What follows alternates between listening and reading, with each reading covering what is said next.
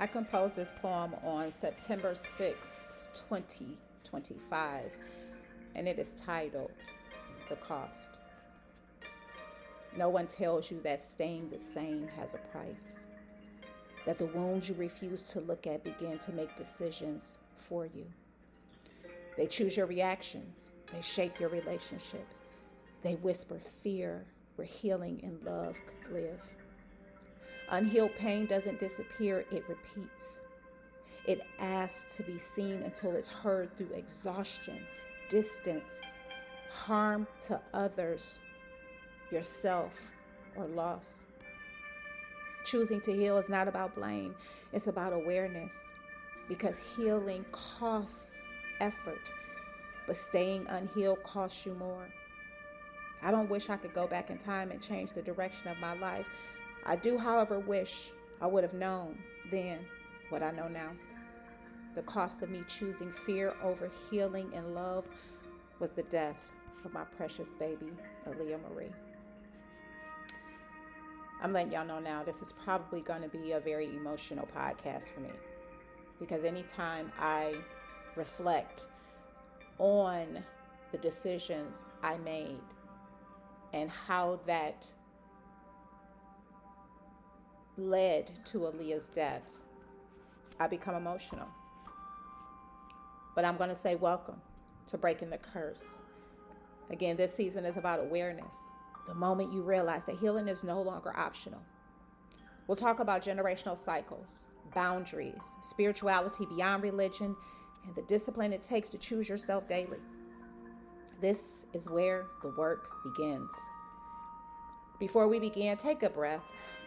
Not the shallow one you used to survive, the deep one that reminds your body you are still here.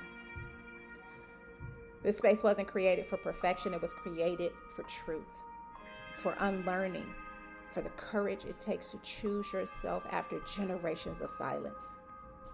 Here, healing is not rushed, grief is not hidden, softness is not weakness. You are allowed to arrive as you are, unfinished, becoming, and human. This moment is yours. This is Breaking the Curse, and I'm your host, Susie. Do you ever feel like you can't move on from past mistakes? Like, no matter how much time passes, the weight of what you did still follows you. I do. Like I said at the beginning, I said this in the previous podcast, sometimes I can get in this space where I'm replaying, old scenarios, the what ifs, like, what if I never moved back to North Carolina in 2018 and me and Aaliyah stayed in Ohio? What if I would have left sooner? All these things, right? It's like a reel on repeat in your mind. You judge yourself, you punish yourself, and forgiveness, especially self-forgiveness, feels out of reach. Today, I am talking about the cost of avoiding healing and what it truly takes to forgive yourself. First, I want to repeat a few lines from the poem I opened with, and that is, no one tells you that staying the same has a price, that the wounds you refuse to look at begin to make decisions for you. They choose your reactions, they shape your relationships, they whisper fear where healing and love could live. And I don't share my stories and my journey of healing with others for sympathy or attention. I share my stories because they are the blueprint for assisting someone else on their journey of healing. I can't tell 19-year-old Susie to choose healing over masking her childhood trauma and pain with sex, drugs, alcohol, people pleasing.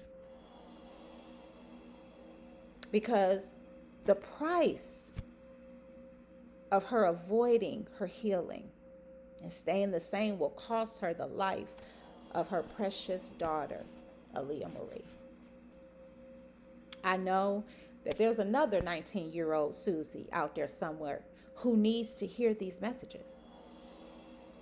And if I were her mentor, if I were her guide, if I were her big sister, I would tell her to dig deep into the mess of her past and dedicate the time, effort, consistency, and commitment needed for healing, no matter how hard or painful it is. I would tell her to stoke the fire of healing that is burning on the inside of her soul, because it will keep her warm and help her to thrive beyond the past trauma and abuse. I would tell her, don't just try on healing like a new pair of shoes or a new outfit, but make it your lifestyle.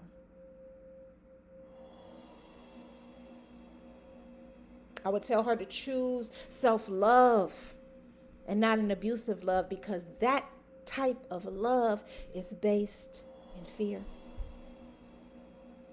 I would tell her to harness the power of her sacred sexual energy that can only be found in sexual abstinence. I would tell her to listen to the guidance of her spirit, because it speaks the truth, and to notice when her body is rejecting a potential partner. So I broke this podcast down into segments or bullet points, if you will, and they all have a title. And this one is the weight we carry, right? Because guilt and shame, it's a heavy weight, right? But the thing is that making mistakes is a normal and unavoidable part of the human journey, right? I mean, we're going to make mistakes, right? And if we allow our mistakes to be a guide, a teacher, we accomplish the healing, right? We learn, right? I said before in the previous podcast, when you starting over, you starting with experience. So if we allow those mistakes and those past discretions to be our guide and our teacher, instead of, allowing them to weigh heavy on us, we accomplish the healing that we needed, right?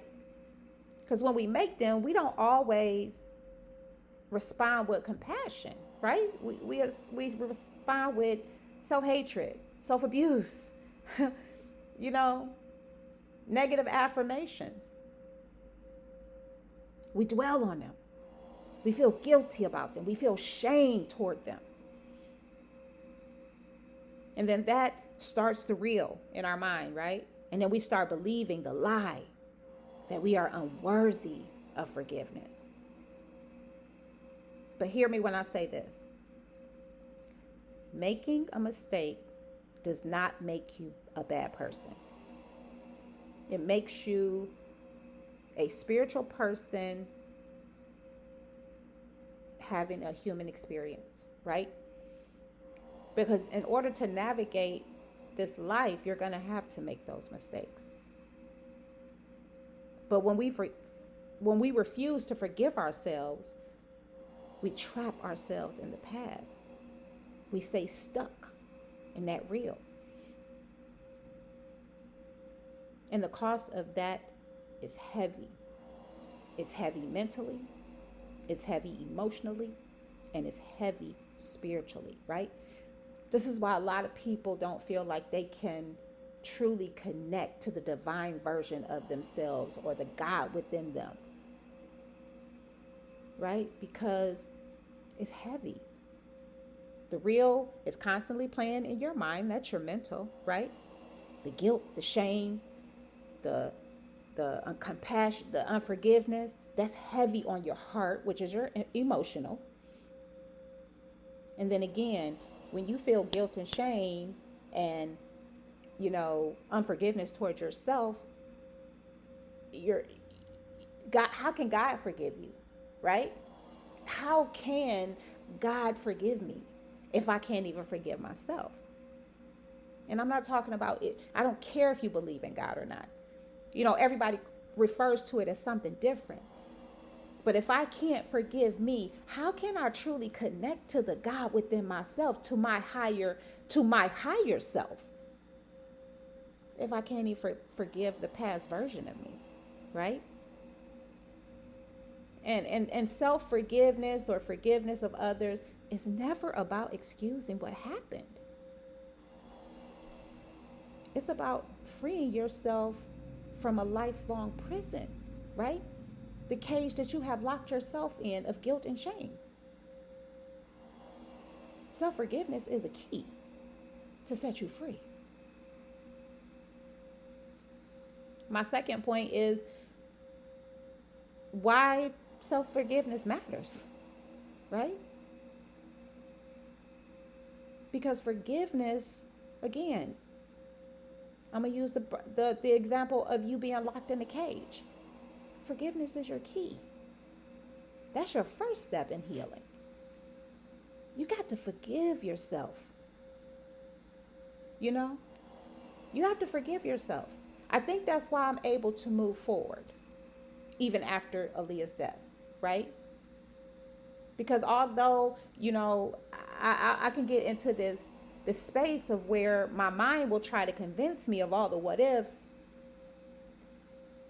Although I know her death was untimely, I know that it also served a purpose, right? I don't regret. I'm so grateful, and so thankful for one, that her soul chose me to be her mom. And I know that I will be her mom or connected to her in every lifetime, both of my children, right? I was meant to be her mother. I was purposed to be her mother. I am proud to be Aaliyah Marie's mother. That girl touched lives at the tender age of 14 because I chose to heal. Because I chose to break the generational curse of trauma and pain. And I chose to be her friend, her guide, her teacher, her supporter, and a mother that loved and nurtured her. Not a mother that was jealous of her, but a mother who was proud, who is proud, because her legacy is still living on. Do I miss her? Absolutely. Absolutely. I wanted more time. This is her graduation year. I wanted more time. But that was taken from me.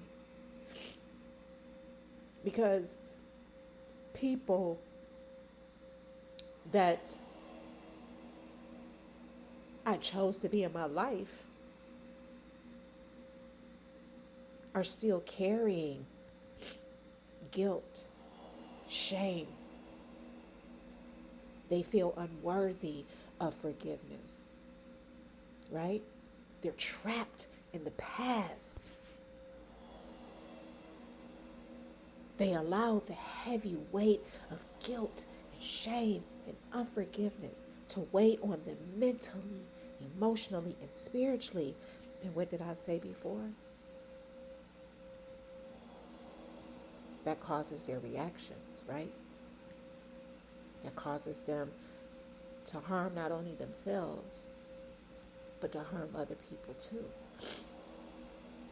And this is why I tell people that self-love and healing is like really your greatest gift to humanity, because when you love yourself and you have gone through that pain, that messiness and healing, you don't, this might sound self-absorbed, but you don't think about nobody else. You are not concerned with nobody else. You have no reason to hate nobody else. You accept people as they are. You are so much more tolerant of people. You create boundaries, right? With people who you encounter that still don't love themselves, that still are not doing the work of healing, right?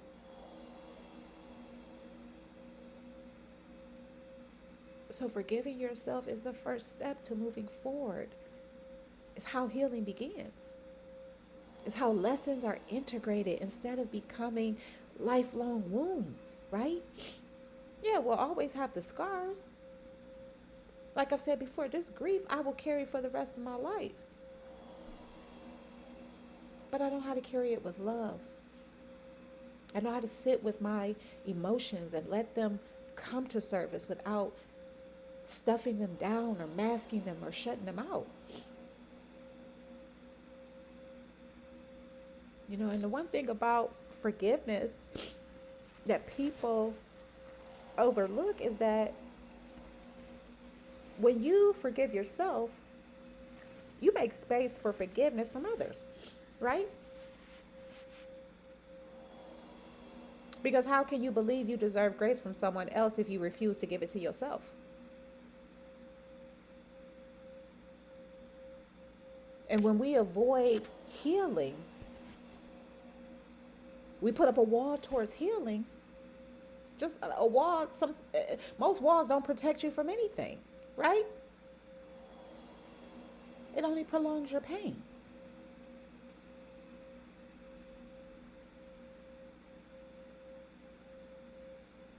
So what is the requirement for healing? I think the first thing is don't put a timestamp on healing, right? Your pain didn't happen overnight, right? That was years and years of accumulated pain. Healing is not a race. It's a journey, right? It's a journey.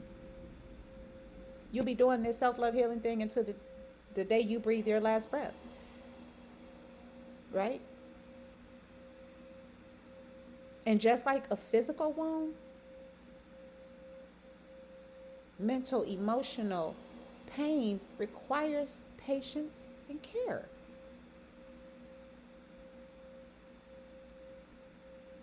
You cannot rush your healing. You have to honor it, all aspects of it. The good, the bad, and the ugly. Just like with life.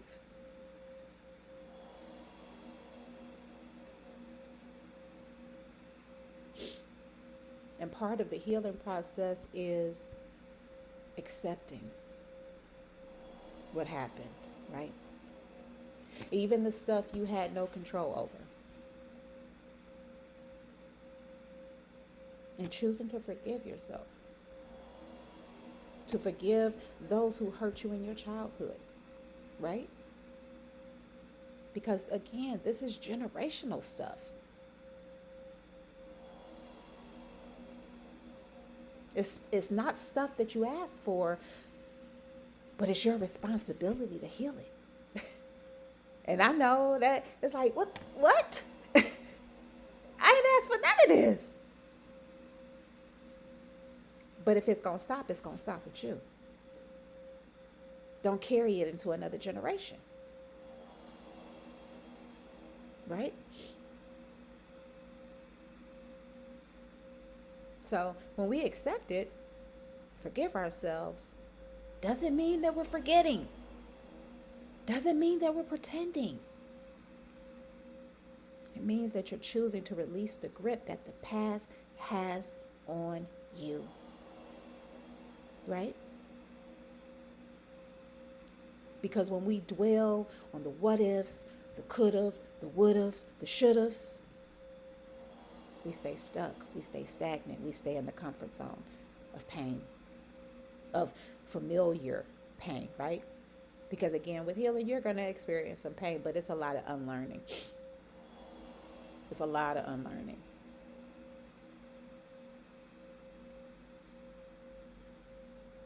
And healing can only happen When you stop focusing on the what ifs, the would have beens, the could have beens, the should have beens, and you shift your focus to what can still be, all the amazing possibilities that can still happen in your life. The second thing that's required for healing is focus on the now. You can't go back and change the past, right? And yeah, sometimes I'll write in my poems that, if I knew then what I know now, right? But here's the thing about that. It wouldn't have made me who I am today. I wouldn't be Susie without it, right? I wouldn't be doing a podcast. I wouldn't be sharing my stories. I wouldn't be the writer that I am. I wouldn't be, the creator that I am if I didn't go through it, right? Yeah. Sometimes that real plays, right? And I look back over my life and, yeah. If I knew then what I knew now, I could tell you it would have been a different story. But again, I had to go through it so that I could use that pain for this purpose, right? And the same for you. Like, I'm no different than you. Your pain is going to help somebody else too once you release the guilt and the shame. See, we can't share our stories if we're afraid of someone coming out and saying, oh, you did this. Yeah, I own up to all of it. I know what I did. I know the choices that I made. I know the people that I've hurt. And I've forgiven myself for it. And I'm moving forward. Because I know that there are still an enormous amount of possibilities out there for me. And I know what my life can be. Right? Can't change the past, but you can change your response to the now. Right? Instead of replaying your mistakes, ask yourself, what can I do differently now? What did this teach me? What did that relationship teach me? What did Aaliyah's death teach me? What did my lack of self-love teach me? And how can I show up better moving forward? Growth doesn't live in the past or a comfort zone. It lives in the now. Thirdly, seek support. Seek support. It might be this podcast. It might be a therapist. It might be my workbooks. Seek the support. You are not meant to heal alone. And this is why I tell people, don't get in a relationship because you want somebody to give you all the things that you don't give yourself or all the things that your parents didn't give you. That was my first mistake, looking for love outside of myself. It is nobody's responsibility to make us happy, to fulfill our needs. That's your responsibility. And yes, I know your parents didn't give that to you. Mine didn't either. I became the parent that I needed for myself so that I could be the parent that Aaliyah needed. And when we get into season 2 of nurturing the inner child, I'll go over that more. But your partner is not there to fulfill your emptiness. A relationship is for growth and healing and spiritual connection. Because there are going to be triggers and challenges. And if a relationship is not challenging you in the most positive ways, then there's no growth. It's stagnant, right?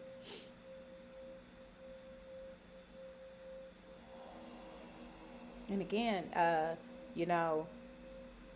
said, speaking your truth out loud loosens the grip of shame and guilt, right? So maybe that looks like you going to a support group. Maybe it looks like you writing it down, journaling, right? I started my journey with journaling. I wasn't sharing this stuff at first. And then I would write captions. When I first started on Instagram, I would write captions and people started to listen, right?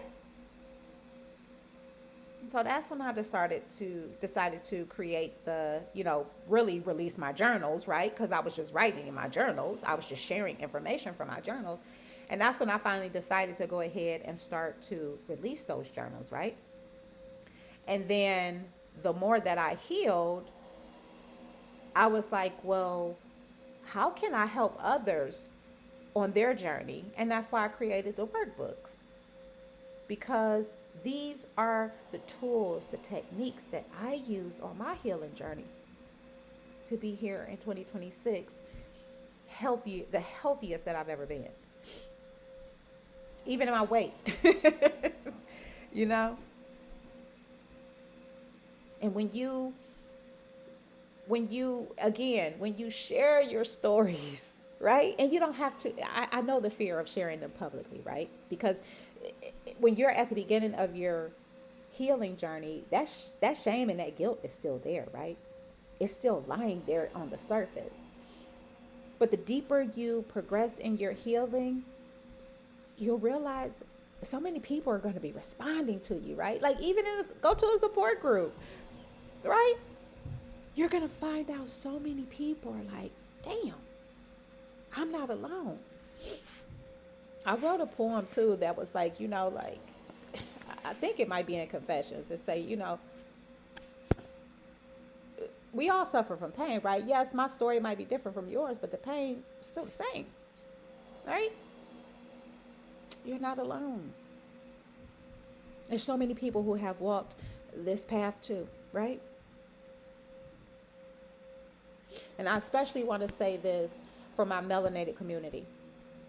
There's no shame in therapy. There's nothing wrong with you, right? It's a lot of unlearning. And sometimes you can't just do it through a podcast. You can't just do it through some self-love work, some workbooks that somebody else created. You got to actually go and talk this stuff out, right? And, I tell people all the time, I'm not a trained therapist, right? Like I don't have any credentials, right, behind my name. Because I don't need it. I got my life stories. And if I can get through it, you can too. With a little bit of guidance and help. I didn't do this alone. The first thing I did was went to therapy.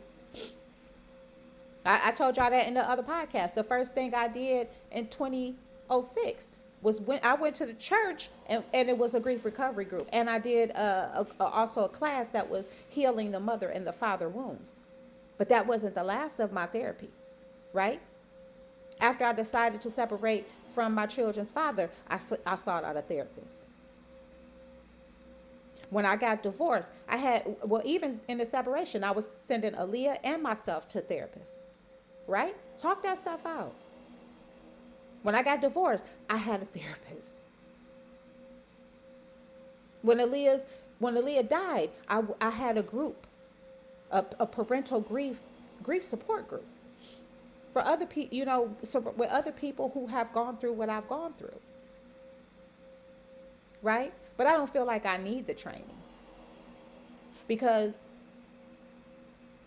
my testimony is my credentials, right? But go to a therapist. I also believe in art therapy. If you love to dance, dance. If you love to sing, sing. If you love to draw, draw. If you love to paint, paint. If you love to write, write. When Aaliyah was alive, she was very active in dance and theater arts. Like she got that bug and that was it. She wanted to be in theater arts, and I supported that. I support my children, especially when they're using their gifts and their talents, because That is a huge part of healing, right? Because you're letting your emotions out. And that's what I used to tell Aaliyah. Whenever you're feeling angry, right, at me, your dad, your brother, whoever, pour it out on that dance floor. Put your all into that script.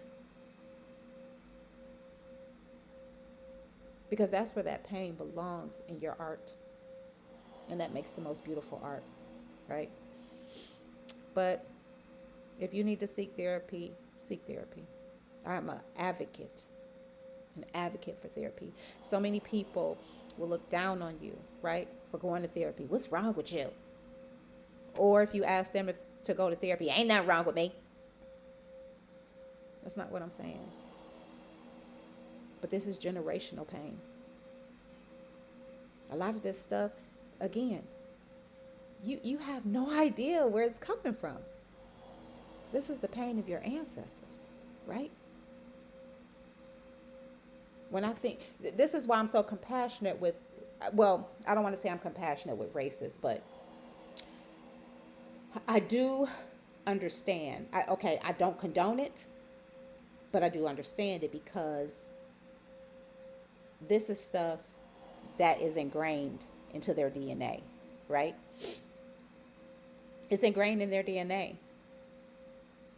And a lot of times we're only passing down what we know, right? What we've been taught. And that's why I say it's all of our responsibility, if you're living in this day, this age, to break those curses. It's no longer an excuse. It's no longer forgivable. We are not our ancestors.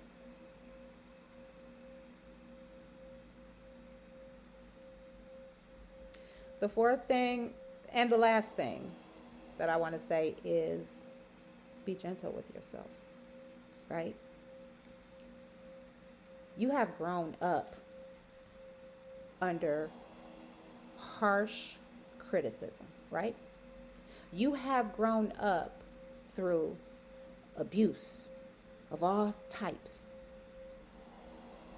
You have grown up through negative affirmations. Be gentle with yourself on your healing journey. When you are criticizing yourself, living in the past, replaying those what if reels, is doing nothing but creating more wounds, right? So you figure like this, you're going on this healing journey, right? You're licking your wounds in a sense, right? You're healing your wounds. They create a scar, a scab maybe even, right? Especially at the beginning of your journey. And because once you progress on this journey, you don't self-criticize yourself, right? Like I said, I have to turn off. I have to turn off. I have to shut those thoughts down. Excuse me, I'm going to take a drink of water.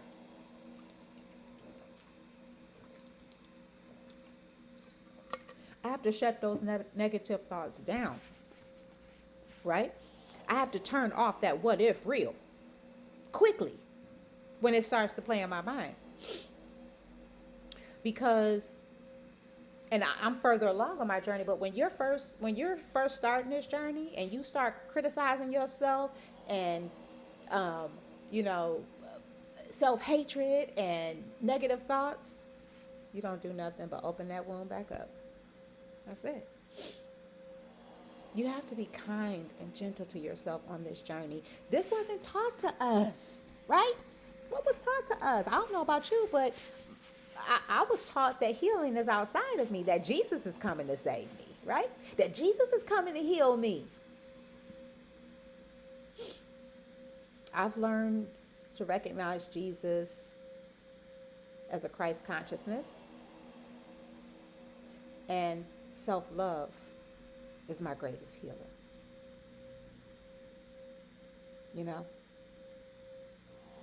And I want to say this.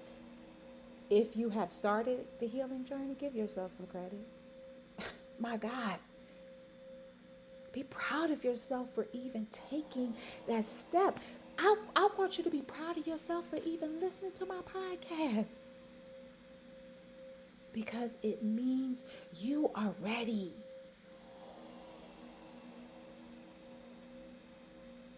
Forgiveness is not a weakness. Forgiving yourself is not a weakness. It's your greatest strength, right? So many people say that being soft and sensitive is a weakness, but it's not. It's your greatest strength, because so many people can be hard and mean. It's easy to be hard and mean, right? It's easy to be an asshole. It's easy to be a racist. It's easy to be a bigot.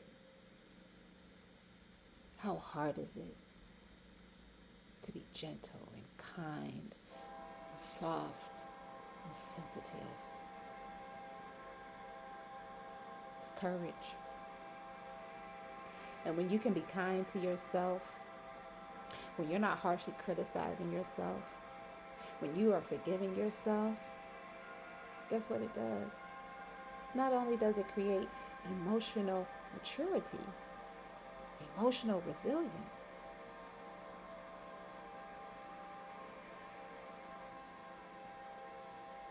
it creates love for others, right? Gentleness for others.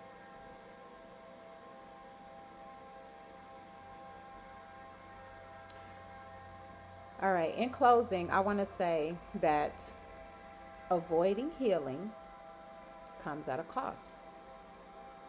It's going to cost you peace. It's going to cost you joy.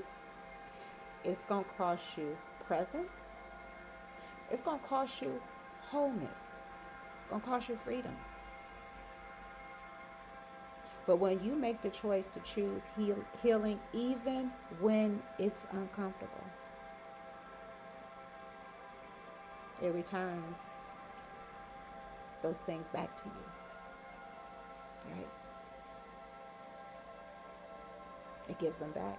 Your peace, your joy, your presence, your freedom, and your wholeness. And just like healing, forgiveness is not a destination. It's a practice, right?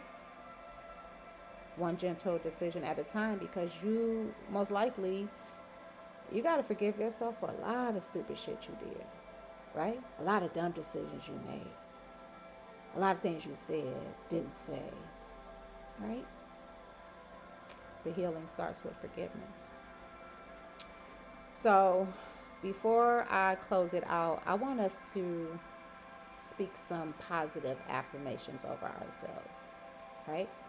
So I just want you, in the privacy of your space that you're listening to this to, repeat after me.